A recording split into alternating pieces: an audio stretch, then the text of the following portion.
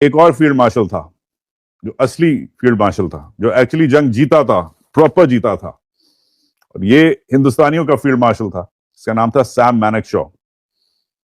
Field marshal जंग जीत के ओहदा मिलता है, प्रॉपर जंग जीत के, ठीक है। सैम मैनेक्शॉ ने 1971 में बेसिकली आप कह सकते हैं जो पाकिस्तान जो टूटा था, इस बंदे ने तोड़ा था। क्या कहता है सैम मैनेक्शॉ?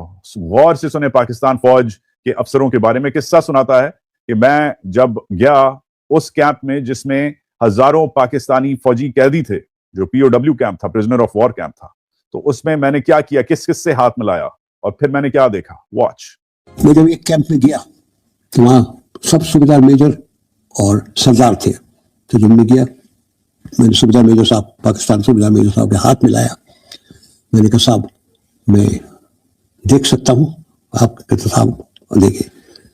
और वही सवाल हमेशा जो मेरे जवानों से पूछता हूँ वही पूछा कि साहब पलंग में खटमल तो नहीं है? कि नहीं साहब। मच्छरदानी है? मच्छरदानी, हाँ साहब। मैं लंगर में जा सकता हूँ? तो लंगर में गया, वो जवान रोटी कूट रहा था जैसे अपने करते, उससे मैं खाना टेस्ट कर सकता हूँ। फिर लेटरीन में गया, वहाँ पाकिस्तानी भंगी काम करता था, मैंने हाथ मिलाया, उसने इनकार किया। मैं कि मेरे से हाथ भी नहीं मिलाएगा? तो उसने हाथ मिलाया। जब हम वापस आ गए तो वो सूबेदार मेजर साहब मुझे कहते हैं कि हजूर आप गुस्ताखी माफ करेंगे। मैं कहा आप सूबेदार मेजर साहब जो मर्जी आए कहें। कहते अब हमें मालूम हो गई साहब कि आपकी फौज क्यों जीती है। आप आए, आपने हमसे पूछा खाना ठीक है, खटमल तो नहीं है, मच्छरदानी है वगैरह। भंगी के साथ भी आपने हाथ मिला।